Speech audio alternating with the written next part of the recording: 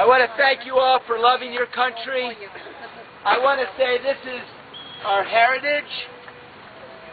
This is our heritage, it's our present, and it's our future. And thank you for being here so that the men and women who have given their lives to this country and our founding fathers aren't being let down.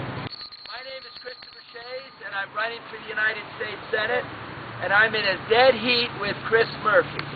If you don't want Chris Murphy, I'm going to make the argument I'm your choice. Yes. And I'm going to also, I shouldn't want it. We don't want Murphy. And I'm also going to say there's a candidate running for the Senate that donated to elect Nancy Pelosi Speaker in 06 and 08, and now says she wants to appeal Obamacare, which I will do. But the question is, why would you elect Nancy Pelosi Speaker in the first place? Because if you didn't elect her, we wouldn't have had to repeal it. I'd love to take a question or comment, or do you have other speakers? I have a question. Yes, sir. Do you support the DeMint Paul Lee budget in the Senate right now, fiscal year 2013? I honestly haven't even seen it. I'm sorry. Well, you should read it if you're thinking balanced budget. It is not the Ryan budget. It's a balanced budget which pays off $2 trillion in debt in 10 years instead of adding $5 trillion in debt. Well, let me just say what I did. I did go down and speak to the budget folks down in Washington on the House side. Went over with the Budget Committee, and you had the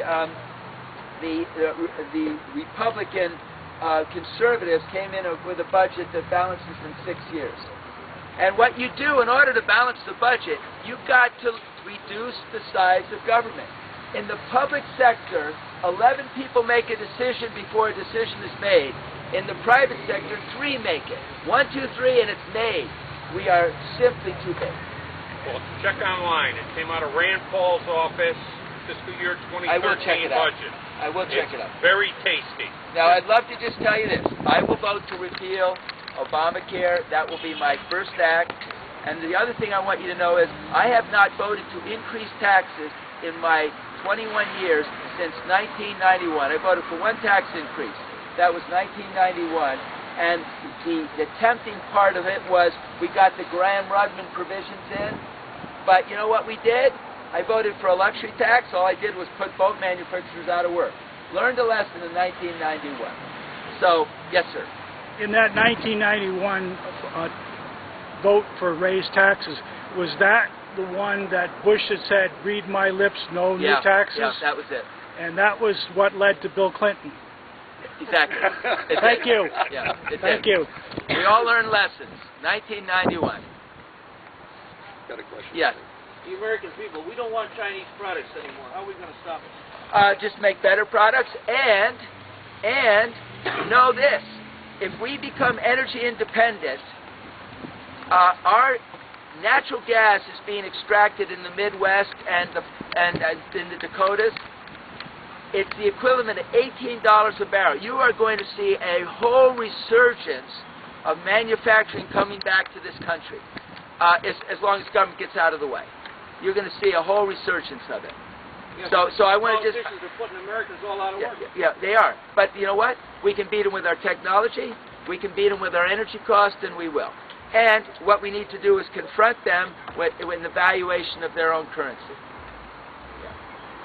Yes, sir. Mr. Shays, why don't we make it a fair game and say, we're not going to tax your imports, we're going to exclude them unless you comply with EPA regs, OSHA regs, fair labor standards in this country, equivalent in your currency.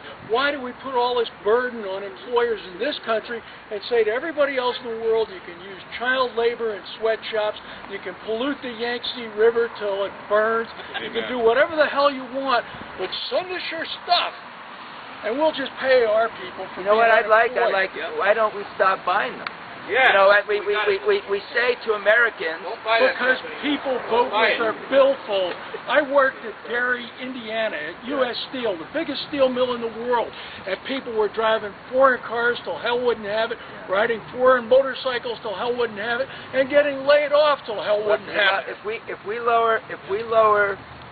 If we start to become energy independent, you're going to see the steel industry come back too, because a good chunk of theirs is energy costs, and all those steel pipes that we have to make are going to be American-made. I know about oil field goods, a lot about it. Sucker rods, pipe, all of that. But what I want to know is, why do we allow these other people to pollute the world, to maim little kids, to keep people living in misery, and let that stuff into our country? Why don't we allow that here if it's such a good idea? It's not a good idea. It's not. So keep Yes, that ma'am. stuff out of here. Yes, I'd like to ask a question about the National Organization Defense Act. How do you feel about that? Would you vote to repeal it? Not come through? Okay. Let me be real clear on this. No one in the United States, a citizen, can be arrested overseas or abroad or in this country. No one can under that law. So when people say they can, that's simply not true. But we can arrest someone who's a foreigner and not give them the rights of an American as an American citizen. That's what that law does. And it does it for this reason.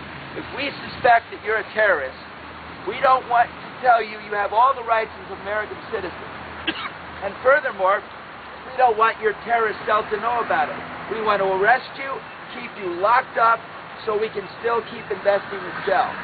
That's what we want. Yes, sir. You said that law doesn't do that. Yeah. If it does do that, because you... If it did do that, I would vote against it. Okay. Absolutely.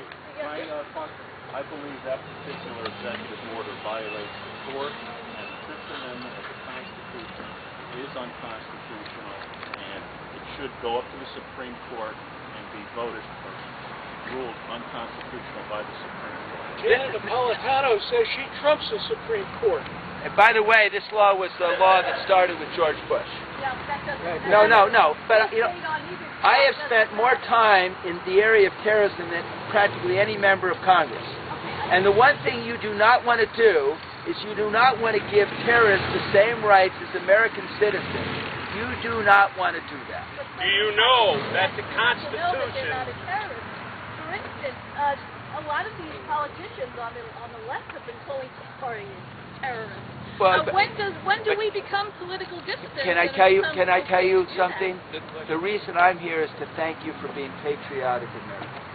If nothing else, I am here to thank every one of you for being patriotic Americans.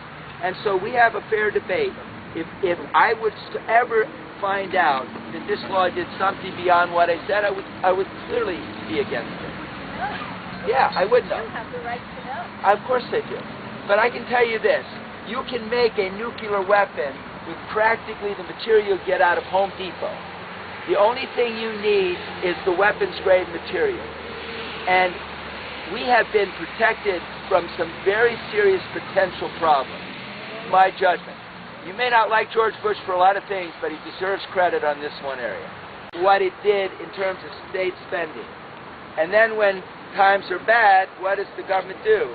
It then says we need to get more revenue. So now you have Daniel Malloy. I didn't even know what Daniel was at first. I had to ask somebody. Then you had Daniel Malloy, basically tax wealth. It's lean. I'm calling contributors. I don't know, Kai, if you're finding the same thing. I'm calling contributors who now their home now is Florida, Wyoming, Colorado. And they're saying to me, if I even contribute to me, there are 27 people. If they contribute to me, there are 27 people in working for the Department of Revenue Service whose sole job is to prove that you actually live in the state of Connecticut.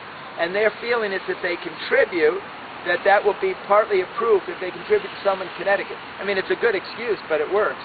Now, to get to your point, you can't go back to taking away and just depending on the excise tax for a variety of reasons. It wouldn't work. But do we need to reduce the? Do we need to recognize that you can't be spending at 24% of your government? You need to be spending at below 20% of your gross domestic product. We're at 24, and you're going to have the.